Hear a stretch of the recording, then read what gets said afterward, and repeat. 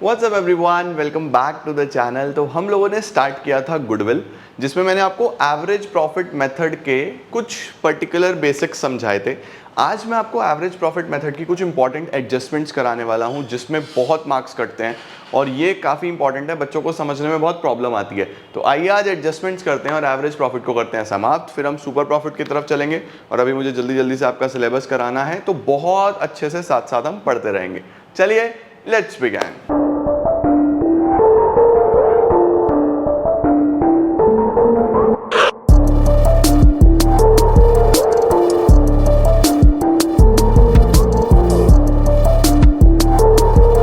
चलिए जी, अभी आप मेरे साथ साथ हेडिंग डालो एडजस्टमेंट्स।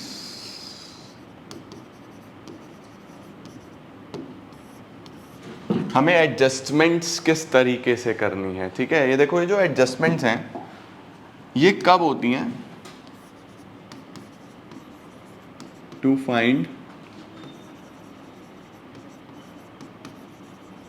करेक्ट प्रॉफिट, है ना। अगर आपको एवरेज निकालना है प्रॉफिट्स का, तो वो प्रॉफिट सही होना ज़रूरी है। अब प्रॉफिट में क्या होता है, कई बार एडजस्टमेंट्स दी होती हैं। कौन कौन सी एडजस्टमेंट्स? एडजस्टमेंट नंबर 1, ये मैं आपको लास्ट क्लास में सिखा चुका हूँ, एबनॉर्मल लॉस। एबनॉर्मल लॉस क्या करना है? Add back. Number 2, abnormal gain, इसको क्या करना है? Deduct.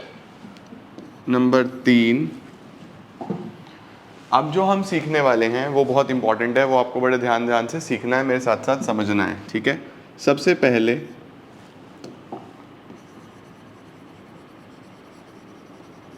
Over valuation of closing stock. अगर बच्चे क्लोजिंग स्टॉक हमारा ओवर वैल्यूड दिया हुआ है, यानी ये लिखा हुआ है किसी साल में क्लोजिंग स्टॉक जो है वो ओवर वैल्यूड है, तो आपको याद रखना है बच्चे कि क्लोजिंग स्टॉक का और प्रॉफिट का सीधा सीधा रिश्ता होता है। इसका मतलब ये है कि अगर आपका क्लोजिंग स्टॉक, यहाँ लिख देता हूँ, अगर आपका क्लोजिंग स्टॉक बढ़ा हुआ है ना, इसका मतलब आपका प्रॉफिट भी बढ़ा हुआ है। ये चीज़ ध्यान रखना। अगर आपने गलती से क्लोजिंग स्टॉक बढ़ाया हुआ है, इट मीन्स प्रॉफिट भी बढ़ा हुआ है। आपने क्लोजिंग स्टॉक को 100 की जगह एक जीरो फालतू लगा दिया, 1000 लिख दिया, तो प्रॉफिट भी बढ़ जाएगा, ये याद रखना। तो अगर क्लोजिंग स्टॉक ओवर वैल्यूड लिखा हुआ है, इट मीन्स प्रॉफिट भी बढ़ा हुआ है, तो ठीक करने के लिए आपको क्या करना पड़ेगा? डिडक्ट करना पड़ेगा, कम करना पड़ेगा, क्योंकि प्रॉफिट बढ़ा हुआ है। इसको मैं अभी आपको एक्सप्लेन भी करता हूँ। नेक्स्ट आता है under valuation of closing stock. Closing stock under valued है। अब मैंने क्या बताया, क्लोजिंग स्टॉक का सीधा सीधा रिश्ता होता है। क्लोजिंग स्टॉक अगर कम है, इसका मतलब प्रॉफिट भी कम है, तो ठीक करने के लिए आपको क्या करना पड़ेगा? उसको ऐड बैक करना पड़ेगा। देखो, अब इसको समझने की कोशिश करते हैं। पहले नोट डाउन कर लो, क्योंकि ये एडजस्टमेंट्स बहुत काम आएंगी आपके। देखो, एक छोटा सा ट्रेडिंग अकाउंट बना लेते हैं हम इसको समझने के लिए। एक छोटा सा ट्रेडिंग अकाउंट बनाते हैं, ये हम क्लास 11th में सीखते हैं ट्रेडिंग अकाउंट। ट्रेडिंग अकाउंट की शुरुआत कहाँ से होती है? सबसे पहले ओपनिंग स्टॉक से, उसके बाद नेट परचेजेस है ये, ठीक है। उसके बाद हमारे डायरेक्ट एक्सपेंसेस, इधर क्या क्या आता है? नेट सेल्स, क्लोजिंग स्टॉक, और फिर यहाँ पे क्या आ जाता है? हमारा ग्रॉस प्रॉफिट आ जाता है, ठीक है। अब देखो, फॉर एग्जाम्पल सेल्स है आपकी 5 लाख की, क्लोजिंग स्टॉक भी है आपका 5 लाख का, ओपनिंग स्टॉक है आपका 3 लाख का, परचेजेस हैं 2 लाख की, एक्सपेंसेस हैं 1 लाख के। अब आप ही बताओ मुझे ग्रॉस प्रॉफिट कितना आएगा? ग्रॉस प्रॉफिट आएगा 5 और 5 10 माइनस 6, 10 माइनस 6 4 लाख का ग्रॉस प्रॉफिट आ गया। This is your gross profit. अब हुआ क्या, आपने गलती क्या करी? आपने गलती ये करी, क्लोजिंग स्टॉक को ज़्यादा लिख दिया, क्लोजिंग स्टॉक को ओवर वैल्यू कर दिया, यानी इसको गलती से 5 लाख की जगह 7 लाख लिख दिया। अब देखो बच्चों, अगर 5 लाख की जगह 7 लाख लिखा, इसका मतलब 2 लाख से क्लोजिंग स्टॉक बढ़ा हुआ है। 2 लाख से बढ़ा हुआ है या नहीं बढ़ा हुआ है? तो देखो प्रॉफिट पे क्या इंपैक्ट आता है। 7 और 5 12, 12 माइनस 6, तो प्रॉफिट भी 6 लाख आ रहा है या नहीं आ रहा है? देखो प्रॉफिट भी 4 की जगह 6 लाख आ रहा है, इसका मतलब प्रॉफिट भी 2 लाख से बढ़ गया या नहीं बढ़ गया? अगर मैंने ये गलती करी, इसको 2 लाख से बढ़ाया तो प्रॉफिट भी 2 लाख से बढ़ के आ गया। इट मीन्स इसको ठीक करने के लिए मुझे कम करना चाहिए या नहीं करना चाहिए, यही मैंने आपको लिखवाया है कि अगर ओवर वैल्यूएशन होता है, आपने गलती से ज़्यादा लिखा हुआ है तो प्रॉफिट भी बढ़ के आ रहा होगा, तो ठीक करने के लिए डिडक्ट कर दो, कम कर दो, ठीक है। और अगर अंडर वैल्यूड है सर, अंडर वैल्यूड का मतलब मैंने गलती से 5 को 3 लिखा है, अब प्रॉफिट कितना आएगा। अगर मैंने गलती से 5 को 3 लिखा है तो 5 और 3 8, 8 माइनस 6 2 लाख आएगा। तो देखो अगर मैंने 2 लाख कम लिखा है तो प्रॉफिट भी 4 से 2 लाख कम आ रहा है या नहीं आ रहा है। तो अगर आपने अंडर वैल्यू करा है तो प्रॉफिट भी आपका कम आएगा, तो आपको उसको वापस जोड़ना पड़ेगा। ये चीज माइंड में सेट रखना, ठीक है। आओ point number 5, over valuation of, ये जितनी भी एडजस्टमेंट्स है ना बच्चे, इसको एक जगह लिख लोगे तो आपको ये तंग नहीं करेंगे बिल्कुल भी, और आपके क्वेश्चन सारे ठीक हो जाएंगे। Over valuation of opening stock, इस बार ओपनिंग स्टॉक बढ़ा हुआ है। अब यहाँ पे ध्यान रखना बच्चों, ओपनिंग स्टॉक अगर बढ़ा हुआ है, इसका रिश्ता प्रॉफिट के साथ उल्टा होता है। यानी अगर ये बढ़ा हुआ है तो प्रॉफिट कम हुआ होगा, ये बढ़ा हुआ है तो प्रॉफिट कम हुआ होगा, ये बढ़ गया प्रॉफिट कम हो गया। ठीक करने के लिए क्या करें, देखो अगर प्रॉफिट कम है तो ठीक करने के लिए ऐड बैक कर दो, ठीक करने के लिए ऐड बैक कर दो। और अगर हम कर दें इसको अंडर वैल्यू,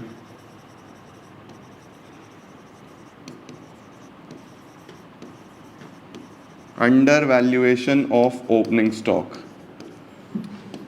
ओपनिंग स्टॉक अगर कम है तो प्रॉफिट ज़्यादा आ रहा होगा, तो ठीक करने के लिए आपको इसको सॉरी डिडक्ट करना पड़ेगा, ठीक है जी। ये आपको क्या करना पड़ेगा, डिडक्ट करना पड़ेगा। बस याद रखना क्लोजिंग स्टॉक का प्रॉफिट के साथ सीधा सीधा रिश्ता होता है, ओपनिंग स्टॉक का प्रॉफिट के साथ रिवर्स रिश्ता होता है। क्लोजिंग स्टॉक बढ़ा हुआ है तो प्रॉफिट भी बढ़ा हुआ है, ठीक करने के लिए कम कर दो। क्लोजिंग स्टॉक कम है तो प्रॉफिट भी कम है, ठीक करने के लिए बढ़ा दो। ओपनिंग स्टॉक का रिवर्स होता है, ओपनिंग स्टॉक बढ़ा हुआ है, प्रॉफिट कम है, ठीक करने के लिए ऐड करना पड़ेगा। ओपनिंग स्टॉक कम है तो प्रॉफिट बढ़ा हुआ है, ठीक करने के लिए लेस करना पड़ेगा। ये आपको ध्यान रखना है, ठीक है जी। परफेक्ट, सही हो गया। इसको समझने के लिए सर अब ओपनिंग स्टॉक थोड़ा सा समझा दो। आ जाओ आपको ओपनिंग स्टॉक समझाता हूँ। देखो ये सब हटा दूँ ना, सो दैट मैं आपको ओपनिंग स्टॉक अच्छे से समझा पाऊँ। देखो इसको हम फिर से 5 लाख ले लेते हैं, तो हमारा प्रॉफिट कितना आ रहा था, 10 माइनस 6 4 लाख आ रहा था। अब देखो सपोज हमने गलती से ओपनिंग स्टॉक को 3 से बढ़ा के 5 लिखा हुआ है, 3 से बढ़ा के 5, यानी मैंने ओपनिंग स्टॉक 2 लाख से बढ़ा दिया।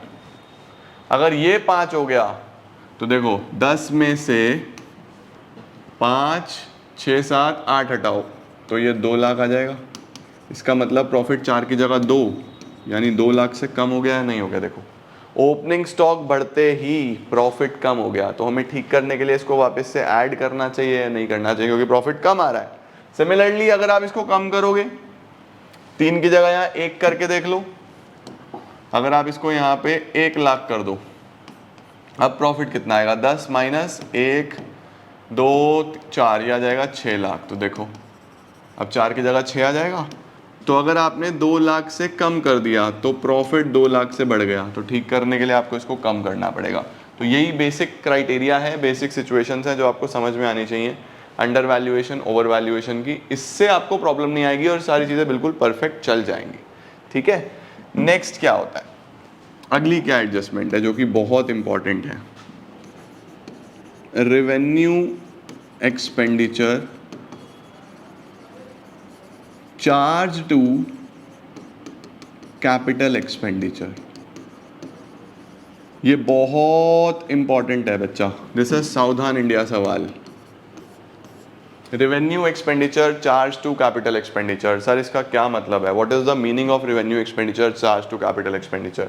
देखो अगर रेवेन्यू एक्सपेंडिचर क्या होता है, रेवेन्यू एक्सपेंडिचर बच्चे आपके नॉर्मल खर्चे होते हैं जो आपके P&L अकाउंट के डेबिट साइड में लिखे जाते हैं, दीज आर एक्सपेंसेस।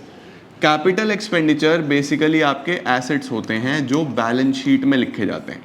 ये चीज़ पहले अपने माइंड में सेट करो। रेवेन्यू एक्सपेंडिचर आपके खर्चे होते हैं जो P&L के डेबिट में आते हैं, कैपिटल एक्सपेंडिचर्स आपके एसेट्स होते हैं जो बैलेंस शीट में जाते हैं। ओके, अब हुआ क्या है, रेवेन्यू एक्सपेंडिचर की कोई आइटम मैंने बैलेंस शीट में डाल दी, फॉर एग्जाम्पल मैं इसे बोल दूंगा रिपेयर चार्ज्ड टू मशीनरी।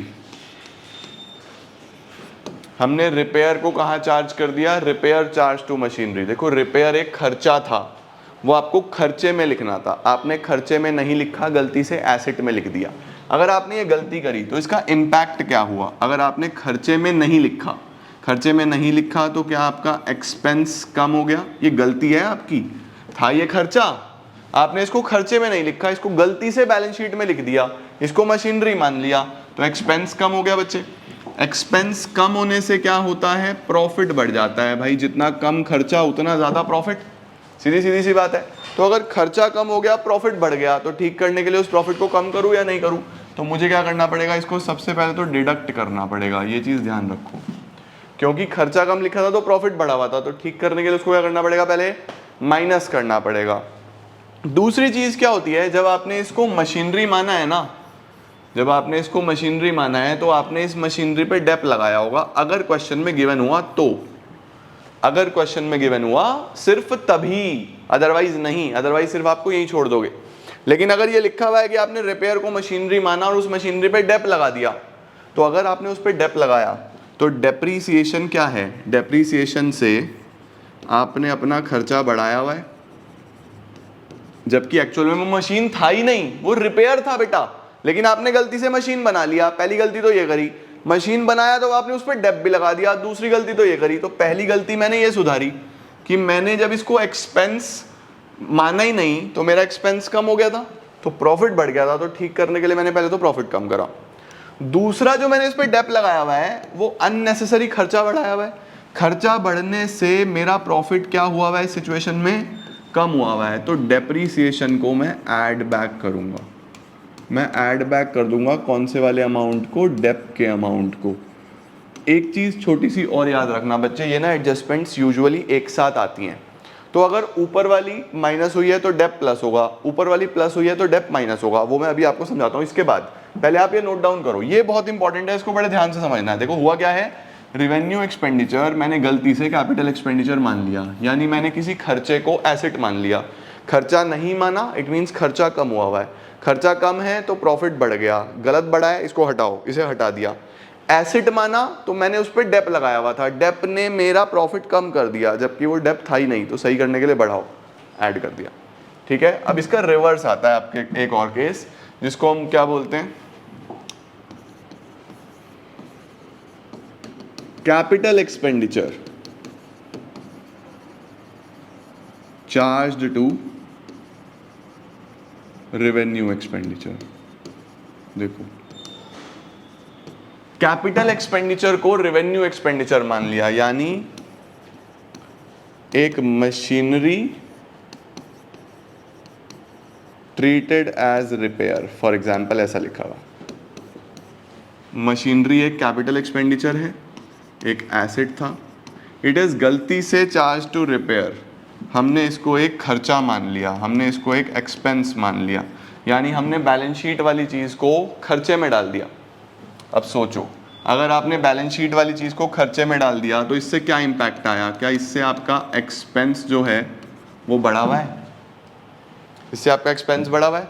अब अगर एक्सपेंस बढ़ा हुआ है तो इससे प्रॉफिट पे क्या इम्पैक्ट आया होगा, एक्सपेंस बढ़ा है तो प्रॉफिट कम हुआ होगा, एक्सपेंस बढ़ा है तो प्रॉफिट कम हुआ होगा, प्रॉफिट कम हुआ है तो ठीक करने के लिए क्या करोगे, ठीक करने के लिए सबसे पहले इसको ऐड बैक करोगे, ठीक करने के लिए आप क्या करोगे, इसको ऐड बैक करोगे, क्योंकि बेसिकली हो क्या रहा है, मेरा क्या था, देखो मेरा मशीनरी था, मैंने उसको गलती से रिपेयर लिख दिया, इसका मतलब रिपेयर लिख दिया तो खर्चा बढ़ा दिया, खर्चा बढ़ाया तो प्रॉफिट कम हो गया, प्रॉफिट कम हो गया तो सही करने के लिए प्रॉफिट बढ़ाना पड़ेगा ना, बढ़ा दिया।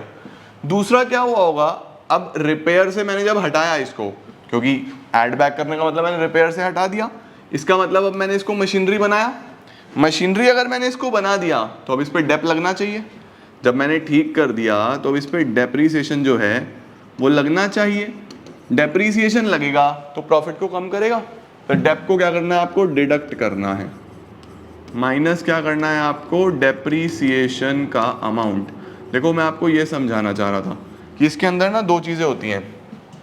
एसेट वाला पार्ट अगर आपने माइनस करा है तो डेप ऐड होगा, एसेट वाला पार्ट आपने ऐड करा है तो डेप्रिसिएशन डिडक्ट होगा।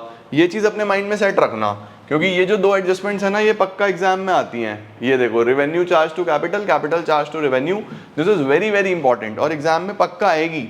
अभी मैं आपको अगली क्लास में इसका क्वेश्चन कराऊंगा तो मैं मजा आ जाएगा करके, लेकिन पहले आप इसको समझो, इसको प्रैक्टिस करो। आज आपको प्रैक्टिस करनी है इसकी, ठीक है? परफेक्ट है, ये आपको पता होना चाहिए।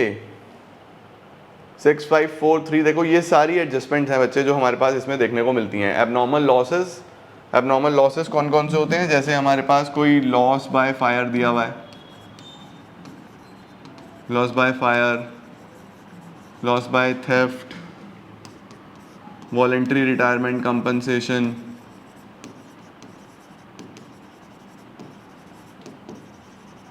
कंपनसेशन, ये आपको हटाने हैं, ठीक है ना, मतलब ऐड बैक कर देने हैं। एबनॉर्मल गेन जैसे income tax refund, investment income, ये सब आपको डिडक्ट करने हैं। Over valuation, under valuation of closing stock मैंने आपको सिखा दिया, over valuation under valuation of opening stock मैंने आपको सिखा दिया। उसके बाद revenue expenditure charge to capital expenditure, ये आपको पता होना चाहिए। Capital expenditure charge to revenue expenditure, ये आपको पता होना चाहिए। तो these are the most important adjustments जो प्रॉफिट पे आएंगी। इसका मैंने एक सेपरेट वीडियो कर दिया ताकि आप जब रिवीजन करो तो आपको बिल्कुल भी प्रॉब्लम ना आए। अब आप आज इसको एक बार प्रैक्टिस कर लो, सारे नोट्स बना लो, कल ही मैं आपको शुरू करता हूँ इसके क्वेश्चंस, सो दैट आपको काफ़ी अच्छा लगे और आप बहुत बेटर चीज़ें कर पाओ।